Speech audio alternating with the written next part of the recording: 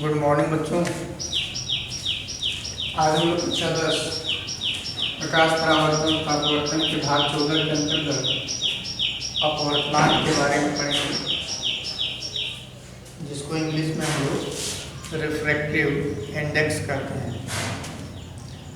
अपवर्तनांक क्या होता है, यह किन चीज़ों पे डिपेंड करता है, यह कितने प्रकार का होता है, इसी के बारे में आज के वीडियो लेक्चर के में हम लोग पढ़ेंगे। इसके पहले वाले वीडियो लेक्चर में हम लोग प्रकाश का अपवर्तन, उसके नियम, जिसके 2 नियम थे, स्नेल का नियम, इनके बारे में पढ़े थे। अब उसी क्रम में आगे में हम लोग अपवर्तनांक के बारे में पढ़ेंगे। तो किसी माध्यम का अपवर्तनांक वायु के सापेक्ष जब निकालते हैं बच्चों, जैसे जल हो गया, कांच हो गया, हीरा हो गया, किसी पारदर्शी माध्यम वायु के अलावा जब किसी पारदर्शी माध्यम का अपवर्तनांक हम वायु के सापेक्ष लेते हैं तो वह माध्यम का निरपेक्ष अपवर्तनांक कहलाता है। फिर से, किसी पारदर्शी माध्यम का जब हम अपवर्तनांक वायु के सापेक्ष निकालते हैं, गणना करते हैं, तो उसे हम लोग निरपेक्ष अपवर्तनांक कहते हैं। जब एक पारदर्शी माध्यम के सापेक्ष दूसरे पारदर्शी माध्यम का अपवर्तनांक बताते हैं तो इसे हम लोग सापेक्ष अपवर्तनांक कहते हैं। इसमें वायु को नहीं लिया जाता। अपवर्तनांक क्या है? अपवर्तनांक बच्चों बेसिकली हमें ये चीज़ बताती है कि किस माध्यम में प्रकाश का वेग कम होगा, अधिक होगा। ये जो बातें हमें एक समझ में आती हैं वो उसके अपवर्तनांक पर डिपेंड करता है। अपवर्तनांक कम होने पर प्रकाश का वेग बढ़ जाता है। अपवर्तनांक जितना अधिक होगा उस माध्यम में प्रकाश का वेग उतना ही कम होगा। जैसा कि हम लोग भली भांति जानते हैं, निर्वात अथवा वायु में प्रकाश की जो चाल होती है वह 3 × 10⁸ मीटर पर सेकेंड सर्वाधिक होती है, सबसे अधिक होती है। इसके अलावा किसी अन्य माध्यम जैसे जल, कांच या हीरे में हम प्रकाश की चाल ज्ञात करेंगे तो उसमें प्रकाश की चाल निर्वात अथवा वायु की अपेक्षा कम हो जाती है। तो ऐसा किस लिए होता है? ऐसा अपवर्तनांक के कारण होता है। अपवर्तनांक को हम दूसरे भाषा में प्रकाशिकी घनत्व के रूप में भी जानते हैं। प्रकाशिकी घनत्व यानी अपवर्तनांक प्रकाश के वेग को एक तरह से आप समझिए दर्शाती है या उसके वेग के संबंध के बारे में बताती है कि उसका वेग घटेगा या कि बढ़ेगा। सीधी सीधी बात ये जानिए कि किसी माध्यम का अपवर्तनांक यानी कि प्रकाशीय घनत्व जितना अधिक होगा उस माध्यम में प्रकाश की चाल उतनी ही कम होगी, और अपवर्तनांक जितना ही कम होगा उसमें उसकी चाल उतनी ही अधिक होगी। बेसिकली अपवर्तनांक के बारे में हमें यही जानना है। निरपेक्ष अपवर्तनांक को आज आगे हम लोग डिफाइन करते हैं। निरपेक्ष अपवर्तनांक क्या है, इसको हम रिलीज कर दे रहे हैं। निरपेक्ष अपवर्तनांक एब्सोल्यूट रिफ्रैक्टिव इंडेक्स क्या है ये? तो किसी माध्यम का वायु के सापेक्ष अपवर्तनांक किसी माध्यम, जैसे ब्रैकेट में ले लेते हैं, जल, कांच, हीरा इत्यादि और भी हो सकते हैं। इसी माध्यम का वायु के सापेक्ष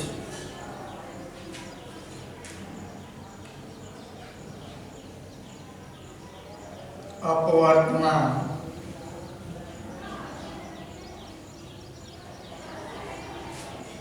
माध्यम का निरपेक्ष अपवर्तनांक कहलाता है।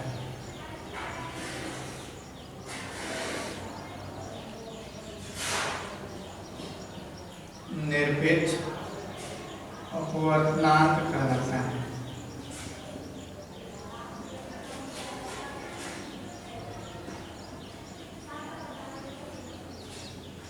इसको गणितीय रूप में भी डिफाइन कर सकते हैं बच्चों हम लोग।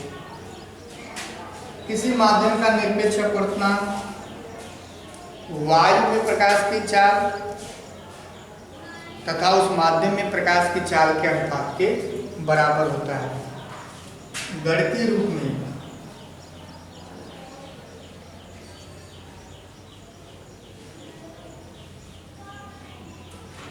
किसी माध्यम का निरपेक्ष अपवर्तनांक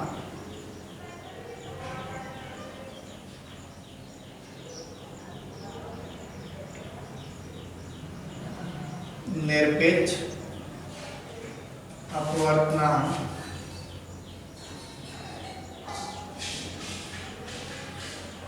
किसी माध्यम का निरपेक्ष अपवर्तनांक जैसे जल, कांच, हीरा, इनमें से कोई भी और भी माध्यम हो सकते हैं, पारदर्शी माध्यम, उन सभी माध्यमों का निरपेक्ष अपवर्तनांक कैसे निकालेंगे? तो किसी माध्यम का निरपेक्ष अपवर्तनांक वायु में प्रकाश की चाल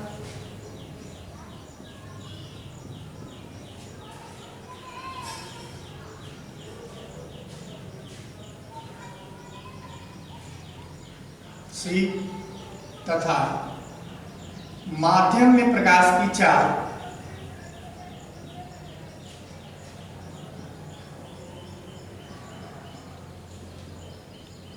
V के अनुपात के बराबर होता है।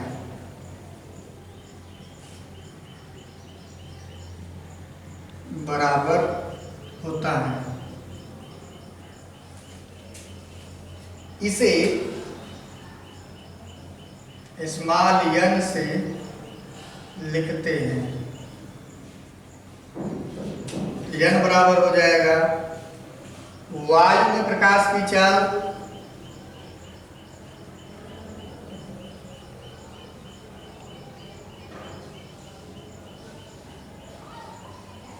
वायु का मतलब है निर्वात से है, वायु निर्वात एक ही सेंस में लेंगे, बटे माध्यम में प्रकाश की चाल।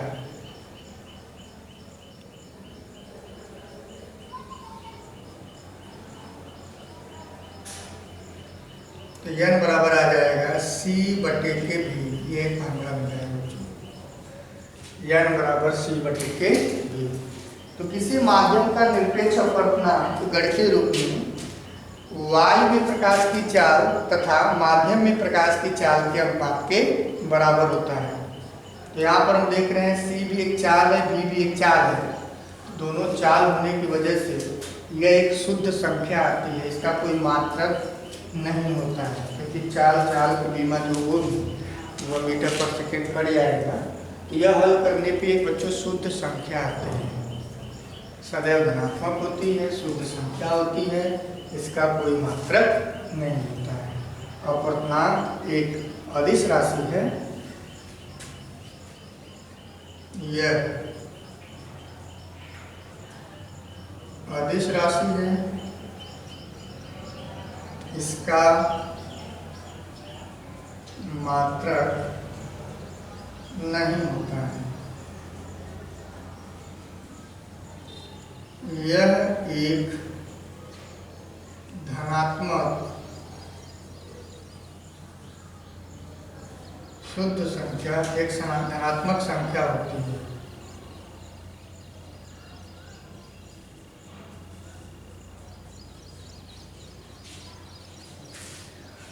नोट कर लेंगे इसे।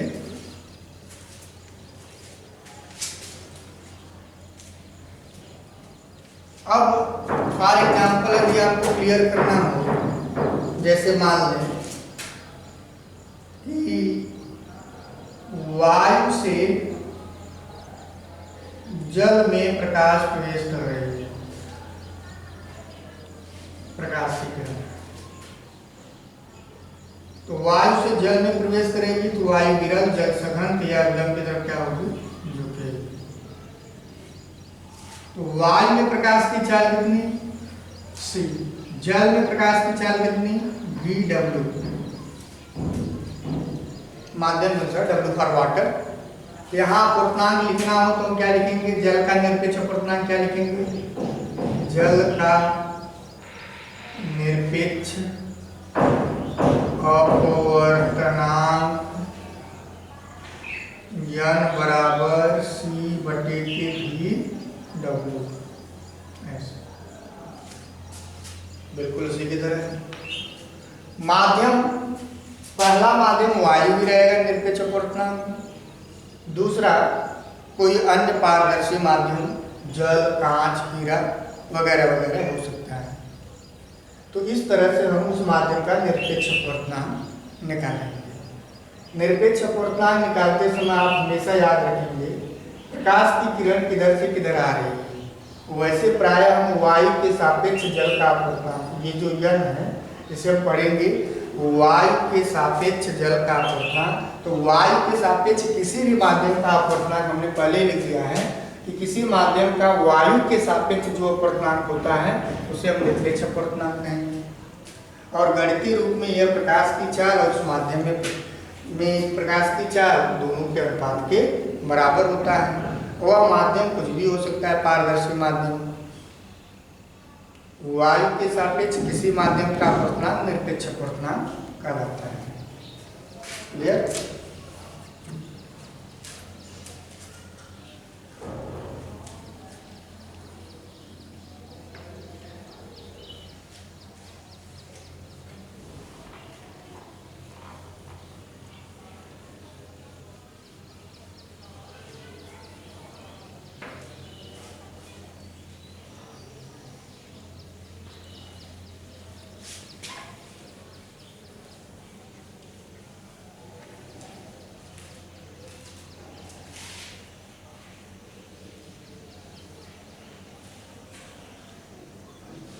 सापेक्ष अपवर्तनांक, रिलेटिव रिफ्रैक्टिव इंडेक्स,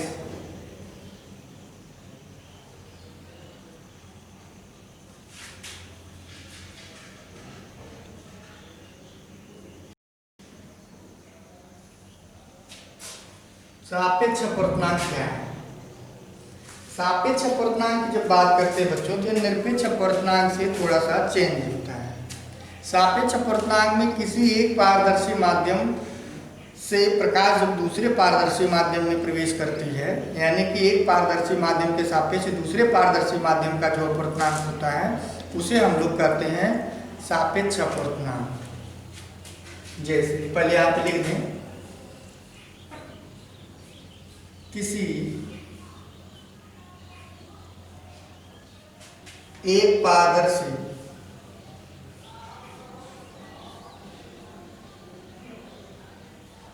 और इसमें ध्यान रहे वायु को नहीं लेते हैं, वायु को हम लोग कंसिडर नहीं करते हैं। किसी एक पारदर्शी माध्यम के सापेक्ष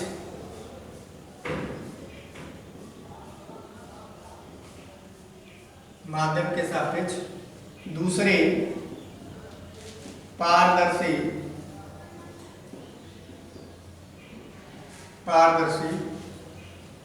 माध्यम के अपवर्तनांक को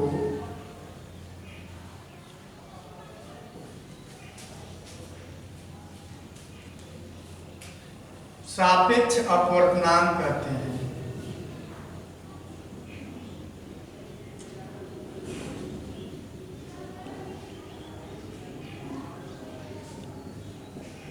सापेक्ष अपवर्तनांक कहते हैं। जैसे यहां पर देख लें,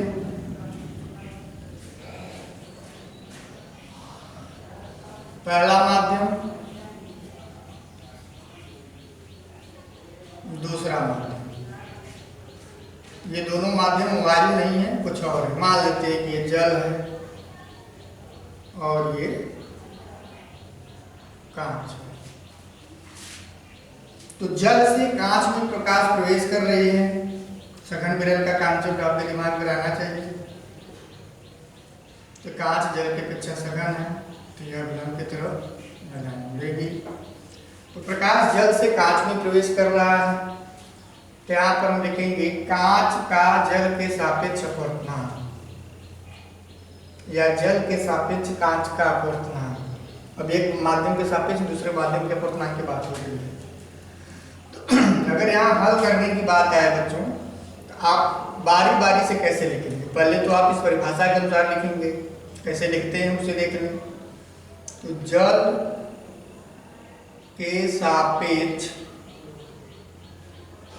कांच का अपवर्तनांक, जल के सापेक्ष कांच का अपवर्तनांक। तो जिधर से प्रकाश की किरण जिधर जा रही है हम उसे बोल भी रहे हैं, उसे लिखते भी हैं। तो जल हम किसके लिए करते हैं? W के लिए। WN इसमें जा रही है G में, G यानी कि ग्लास में, कांच में। तो WNG बराबर कांच में प्रकाश की चाल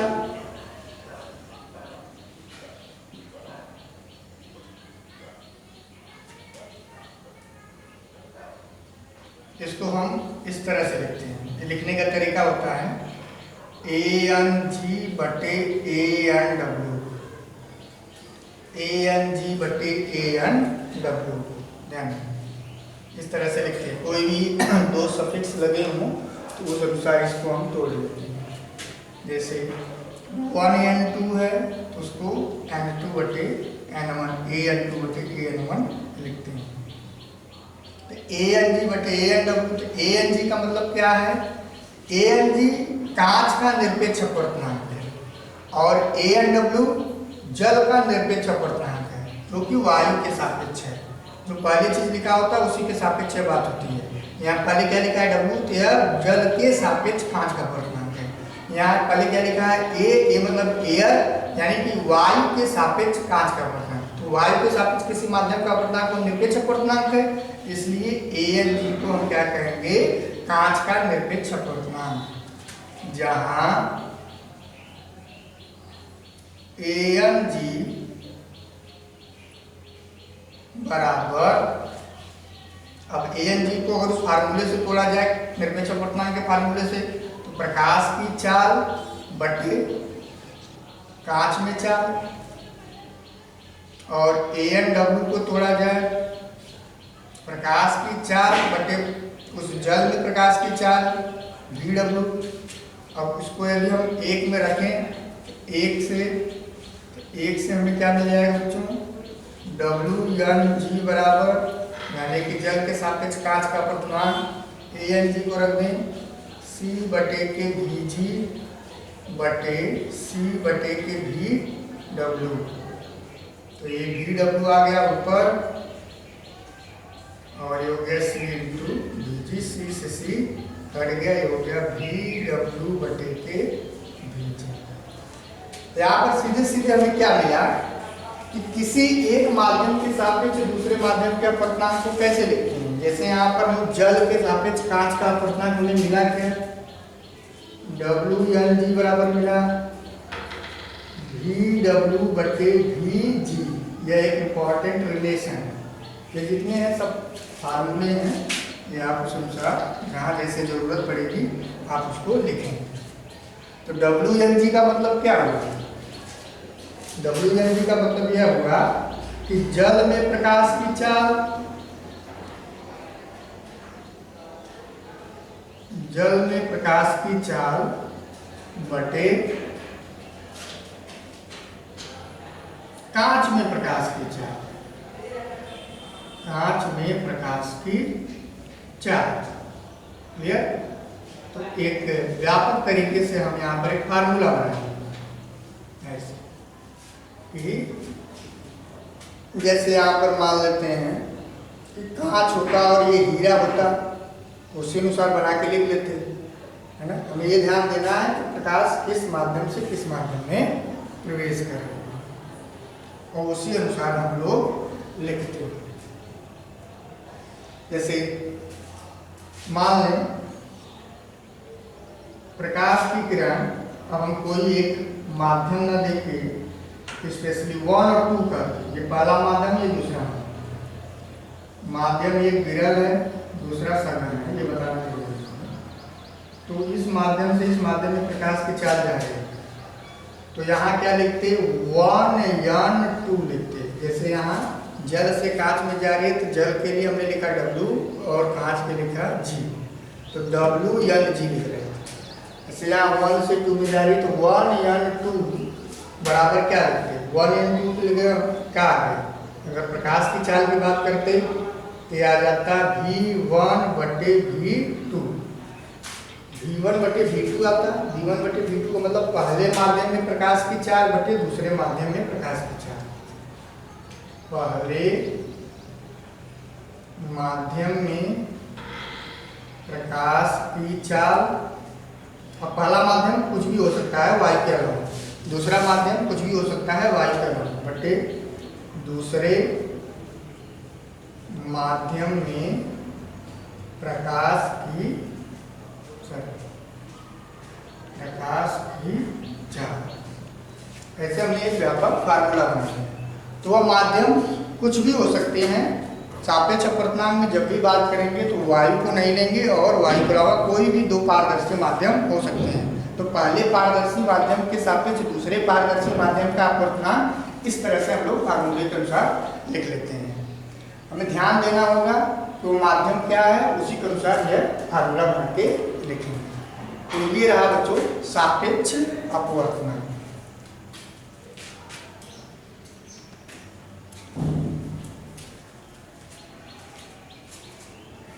नोट कर लेंगे।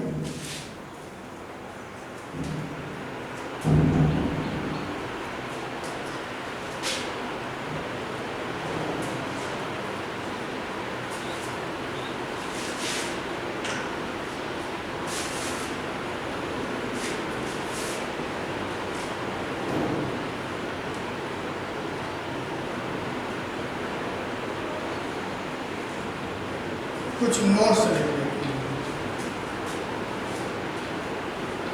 सवाल लगाने के लिए आप ध्यान रखें। नोट्स पॉइंट वाइज लिख लेते हैं। पहला, अपवर्तनांक सदैव धनात्मक होती है, शुद्ध संख्या होती है, ये तो मैंने लिखवाई थी। इसका न्यूनतम मान 1 होता है।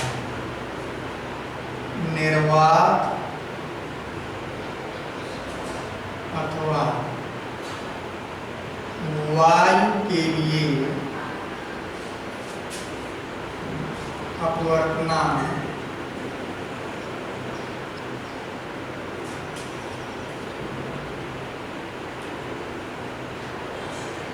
n बराबर 1 होता है।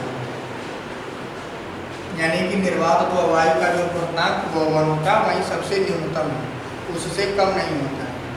इसका न्यूनतम मान 1 होता है, जो कि इसका न्यूनतम मान है, जो कि इसका न्यूनतम मान है। इससे कम नहीं होता है, इससे अधिक होगा, इससे कम नहीं होगा। क्या ऋणात्मक नहीं होती, 0 नहीं होती। दूसरी बात, यह माध्यम की प्रकृति पर निर्भर करता है। यह माध्यम की प्रकृति पर निर्भर करता है। मतलब जल है कि कांच है कि हीरा है, तो माध्यम की जैसी प्रकृति होगी, हर अलग अलग माध्यम का उसका निरपेक्ष अपवर्तनांक अलग अलग होगा। थर्ड, यह ताप पर निर्भर करता है।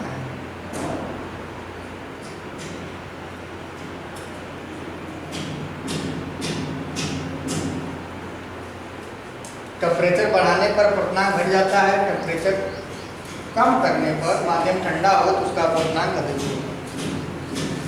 और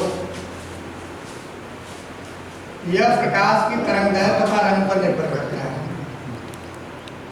यह प्रकाश के तरंगदैर्घ्य तथा रंग पर निर्भर करता है। अलग अलग रंगों की किरणों के लिए अपवर्तनांक की वैल्यू अलग अलग होती है। अलग अलग वेवलेंथ उसका तरंगदैर्घ्य हो तो उसकी उसके लिए भी उसका अपवर्तनांक अलग अलग होगा, जो कि अगले चैप्टर में इसको हम और अच्छे से क्लियर करेंगे। फिलहाल आप इसको जानिए, यह प्रकाश के तरंगदैर्घ्य और रंग पे निर्भर करता है। पांचवां, हमने स्नेल के नियम में पढ़ा था बच्चों, स्नेल के नियम से हमने क्या जाना था कि साइन आई बटे के साइन आर बराबर नियतांक, नियतांक को हमने लिखा था 1n2। अभी 1n2 को हमने बताया क्या लिखा, n2 बटे के n1। n2 मतलब an2 बटे an। an2 का मतलब दूसरे माध्यम का निरपेक्ष अपवर्तनांक और an1 का मतलब पहले माध्यम का निरपेक्ष अपवर्तनांक। और दूसरे माध्यम के निरपेक्ष अपवर्तनांक को प्रकाश की चाल बटे उसमें प्रकाश की चाल, पहले माध्यम का निरपेक्ष अपवर्तनांक प्रकाश की चाल बटे उसमें प्रकाश की चाल, और इसे हल कर देंगे तो ये बच्चों आ जाएगा v1 बटे v2। तो साइन आई बटे साइन आर बराबर 1n2 को हम लोग v1 बटे v2 भी लिख सकते हैं। ऐसे ये फार्मूला है। इतनी सारी बातें हमें अपवर्तनांक के अंतर्गत जानना है। आज के वीडियो लेक्चर में इतना ही। अगले वीडियो लेक्चर में हम लोग आगे के टॉपिक पे बात करेंगे।